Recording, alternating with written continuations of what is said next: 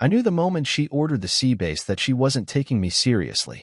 We were sitting at that coastal bistro Laura loved, the one with the view of the boats and the overpriced cocktails.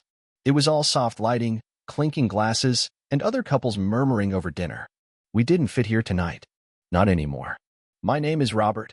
I'm 51. I live in Charleston, South Carolina. Laura sat across from me, flawless in that green dress she wore when she wanted something. Her hair was pinned up, exposing the small silver necklace I bought her years ago in Milan. She still wore it. I used to think that meant something.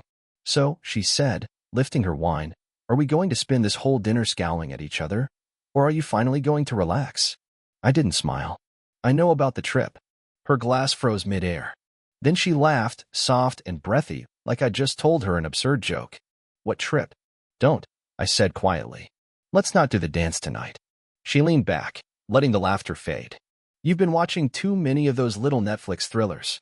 If I so much as sneeze and it doesn't line up with your expectations, suddenly I'm plotting my escape.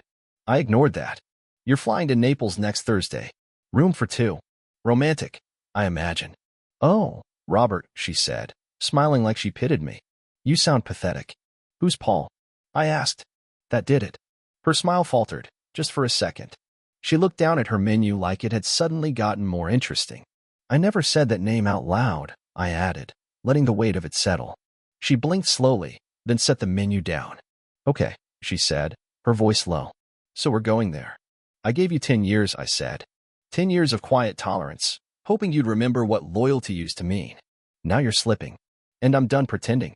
Laura picked up her wine again. If this is you trying to be intimidating, I have to tell you, it's falling a little flat. You've never been the dramatic type. I'm not being dramatic, I said calmly. Just done.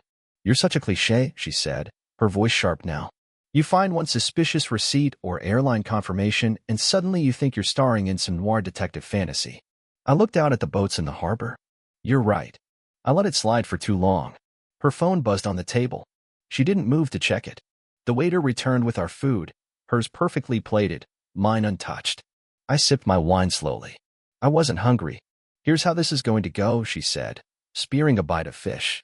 You'll throw your little tantrum. You'll dig around in my stuff like a desperate man who knows he's losing. And then you'll decide it's easier to forgive me than face being alone. I nodded. Maybe. But not this time. She didn't respond.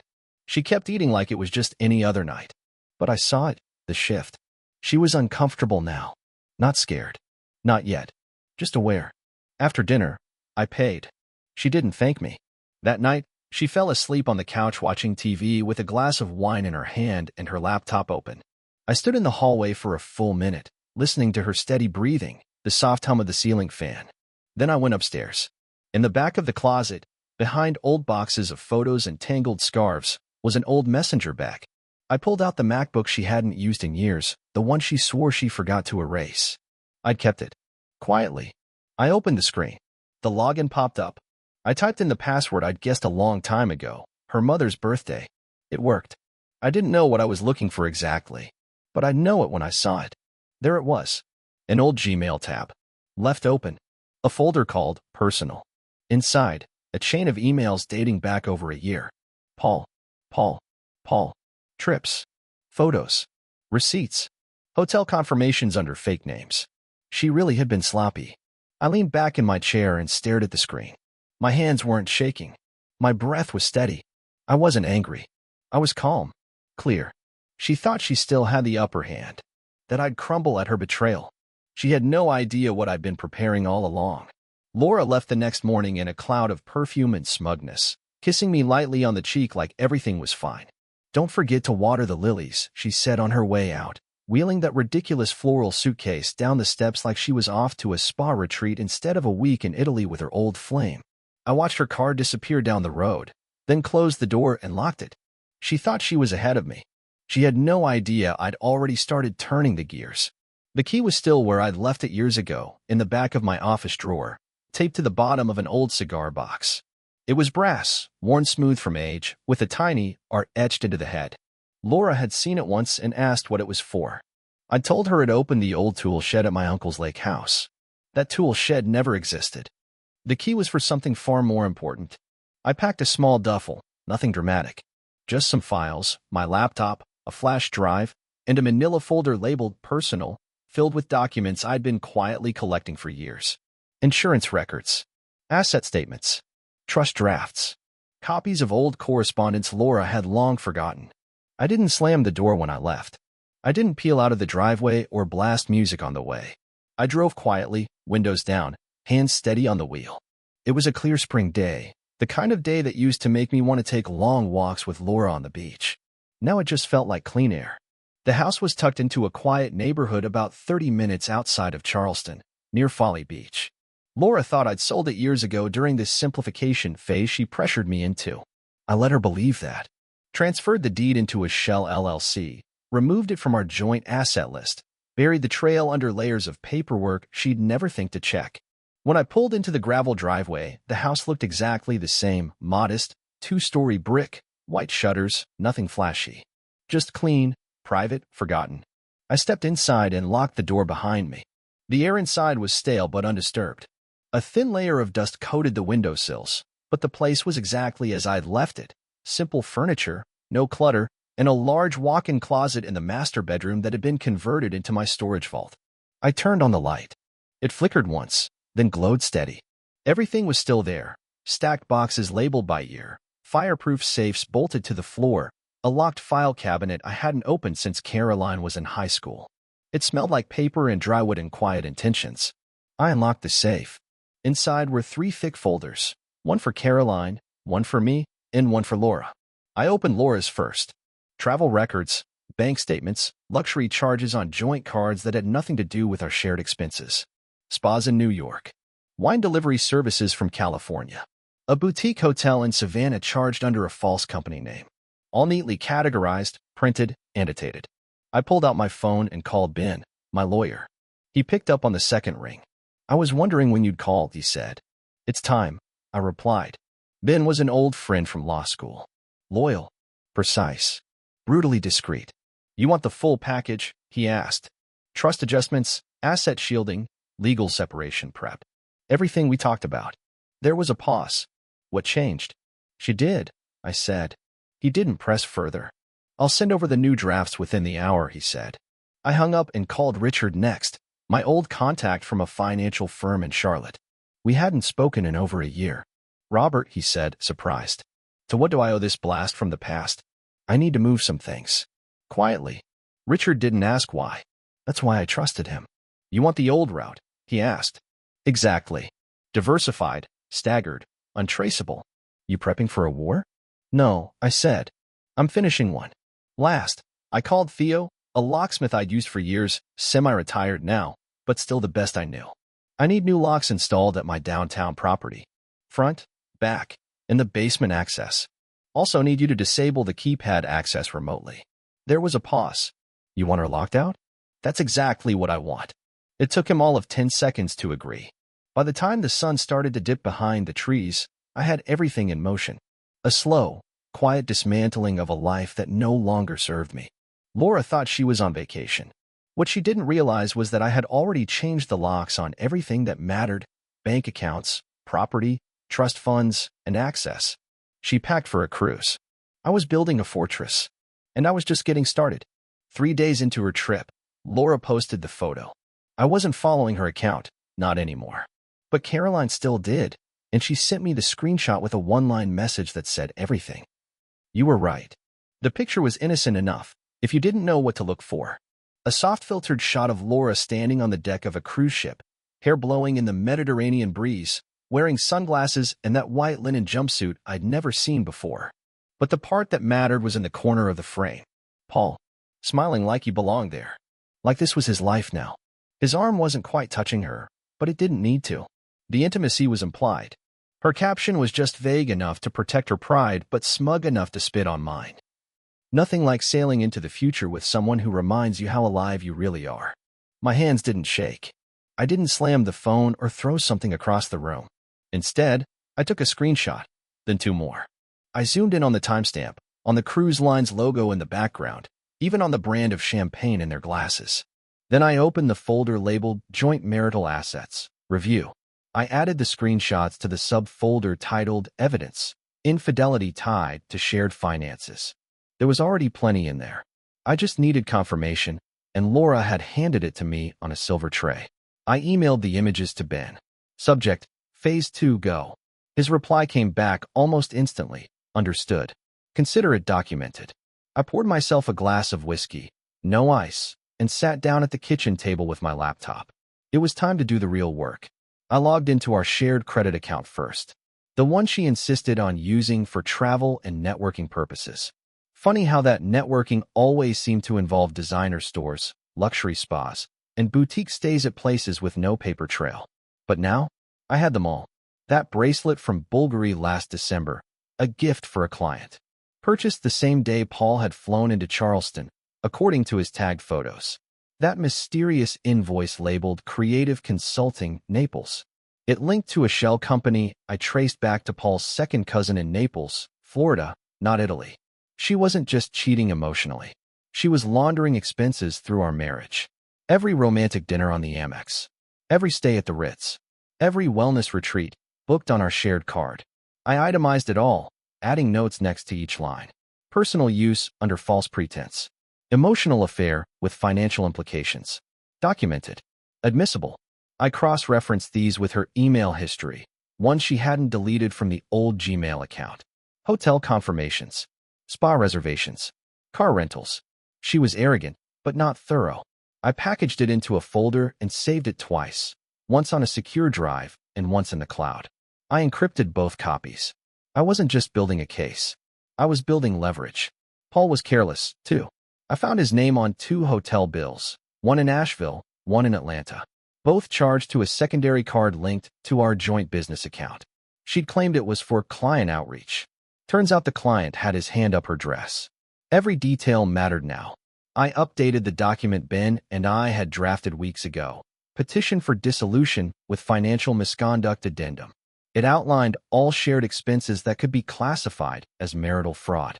Every dollar she spent that indirectly benefited Paul would be used to reduce her share. That was the power of quiet planning. Laura thought she was sailing off into a carefree escape. But with every filtered selfie, every careless caption, every lie disguised as glamour, she gave me more rope to tie the legal knot tighter. I sat back in my chair and let out a slow breath. I wasn't angry. Not anymore. This wasn't about revenge. It was about control. And for the first time in years, I had it. Laura had Paul, but I had everything else. It was just after midnight when I sent the email to Caroline. Subject, important. Please read, private. Inside were scanned copies of new trust documents, power of attorney forms, and a brief but clear breakdown of what I had done and what I was about to do. I didn't sugarcoat it. I didn't dramatize. Just the truth. Caroline, I know this may come as a shock, but I need you to know that everything I'm doing now is to protect you from the fallout, from the legal noise, and from your mother's decisions. As of today, I've transferred all remaining personal assets, accounts, and long-term investments into your name through an irrevocable trust. You are now the sole beneficiary. The funds are safe. The properties are safe. Your future is safe. This won't be easy, and I expect your mother will make her opinion known. But I no longer owe her silence. If you need me, call me. Dad, I didn't sleep after hitting send. I sat at the edge of the bed in the house Laura didn't know I still owned, staring out the window as the porch light flickered against the still trees. The air smelled like pine and dust, and the kind of peace I hadn't felt in years. The next morning, Caroline replied. No fluff. No panic. I read everything. I always knew she was capable of this. I just didn't think she'd go through with it. I'm with you. Let me know how I can help. I called her a few hours later. She picked up on the first ring. Hey, I said. Hey, she replied. Her voice was tired, but steady. You okay? I don't know, she said. But I'm not surprised. There was a pause. Then she added, You really moved everything to me? Yes.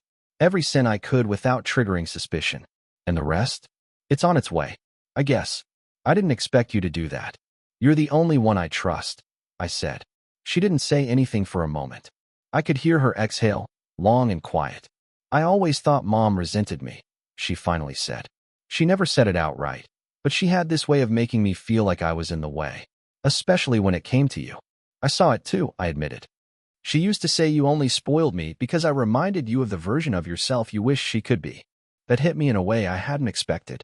She's not wrong, I said quietly. We stayed on the phone another 10 minutes, talking through the logistics. I explained what I needed her to do: sign a few documents, meet with Ben to finalize the structure, make a few quiet transfers through the bank's private wealth arm.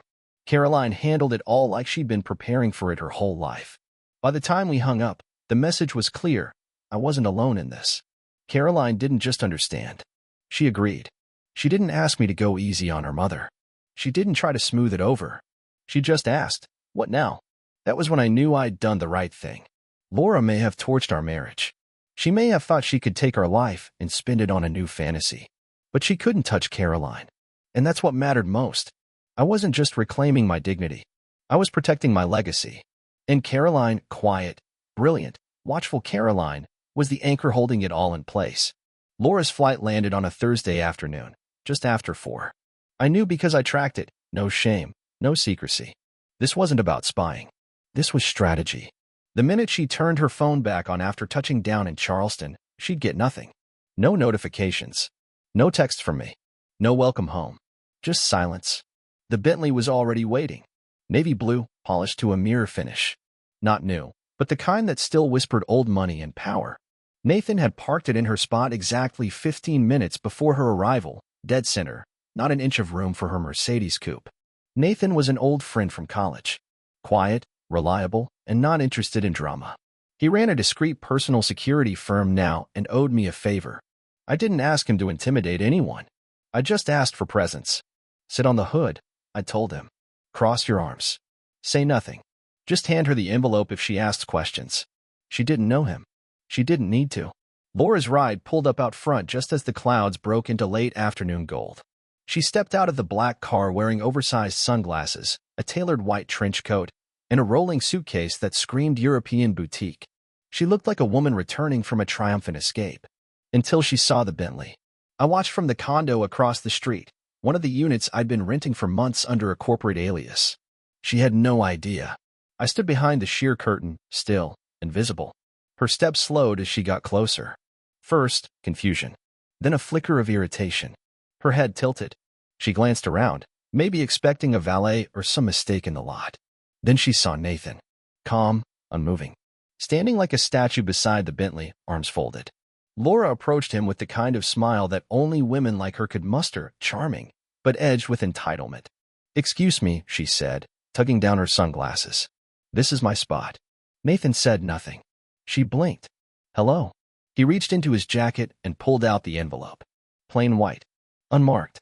He handed it to her without a word. She frowned, taking it slowly, like it might be a prank. Her eyes darted from the envelope to Nathan's unreadable face. "Is this a joke?" she asked. Still nothing. Nathan stepped back, walked around to the driver's side, and slid into the Bentley without saying a word. He started the engine, reversed smoothly out of the spot, and drove off down the block like none of this had ever happened. Laura stood frozen. Then she looked down and opened the envelope. Inside, one line on cream stationery in my handwriting. "You took the trip. I stayed on land." She didn't move for a long time. I could see it, the slow unraveling. The realization that the game was over. Not loud, not dramatic. Just cold. Sudden. Her face tightened. She looked around again, half expecting me to appear from the shadows. But I didn't. I didn't need to. I'd already taken everything worth taking. Laura stood in the parking lot with her designer suitcase and her silence, holding a letter she couldn't laugh off or argue away. She was home now. But nothing here belonged to her anymore. Laura swiped her key fob like muscle memory, confident, dismissive, expecting the familiar beep and soft click of the condo door unlocking. Nothing. She tried again. Still nothing. She paused, eyebrows pinched, glanced over her shoulder. The hallway was empty, quiet. Her fingers fumbled with her phone. She pulled up the building's access app, tapped twice. Access denied. That's when it started to sink in. She buzzed the concierge from the panel. The speaker crackled. "Yes," came a voice, polite, bored. "It's Laura Emery," she said, sharp now. "There's something wrong with my key. Can you open 17B? A pause. "I'm sorry, ma'am. That unit has been reassigned. You're not listed on the access log." "What?" Her voice shot up. "That's my unit. My home." Another pause, longer this time. "I've been instructed not to provide access to that residence."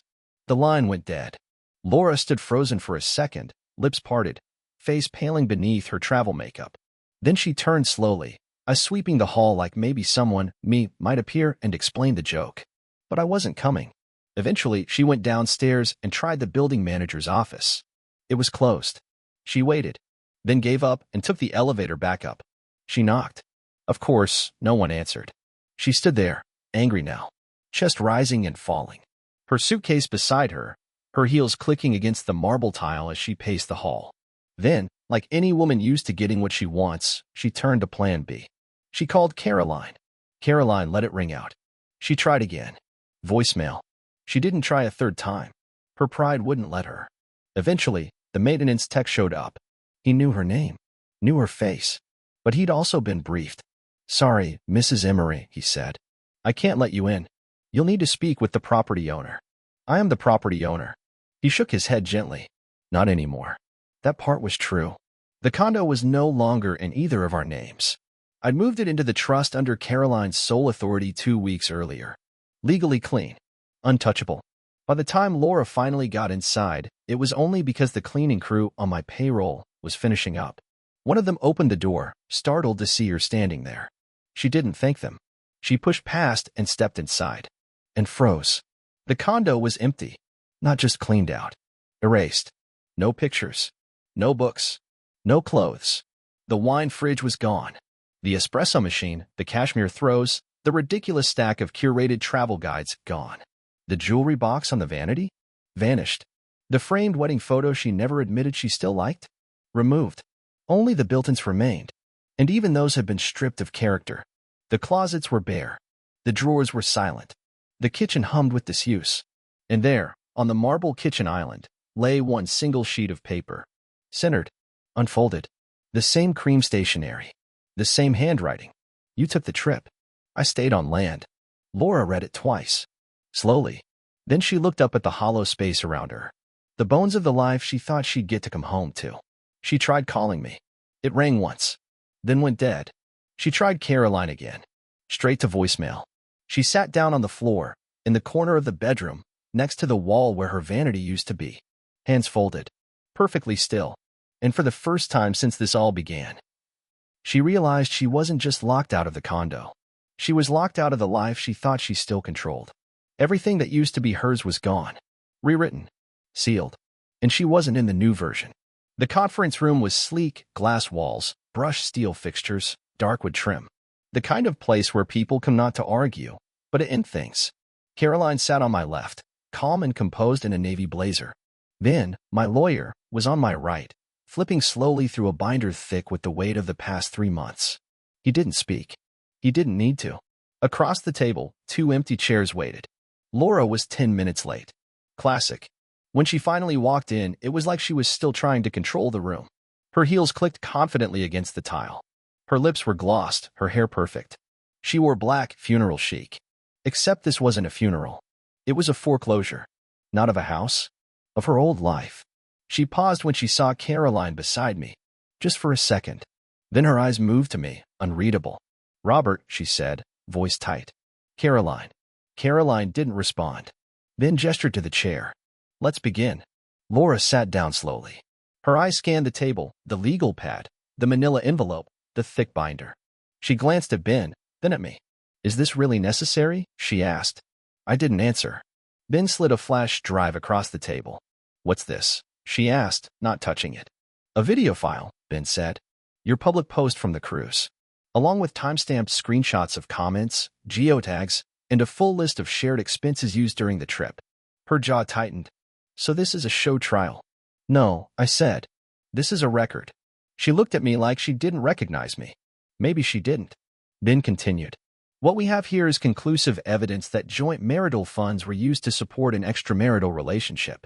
This includes airfare, lodging, fine dining, boutique purchases, and other non-essential charges. The value of the expenditures, as documented and cross-referenced, exceeds $37,000. Laura laughed, short and bitter. "Oh, come on. Are you seriously putting a price tag on it?" Ben held up a hand. "This isn't about emotion. It's about breach of financial trust. Under state law, that gives Mr. Emery the right to a disproportional division of assets." She glanced at me again. "So what? You want the condo?" The beach house. I leaned forward slightly. I have everything I want, I said. This meeting is just for the paperwork. Ben slid the next folder across the table. This is a finalized asset transfer agreement. Effective immediately. All accounts have been split, and your name has been removed from the following: investment accounts, insurance beneficiaries, and trust allocations. Laura's eyes narrowed. You moved everything? No, I said. I protected everything. Caroline finally spoke. I advised him to. Laura turned to her. You? You actually? Yes, Caroline said. Because I'm tired of watching you drain him dry, emotionally and financially. Laura scoffed. So now you're his mouthpiece? No, Caroline said coolly. I'm his daughter. The one you ignored for years unless there was a gift involved or a photo op. Silence stretched. Laura's hands curled slowly on the table. You think you've won something? No, I said. There's no winning here. Just truth.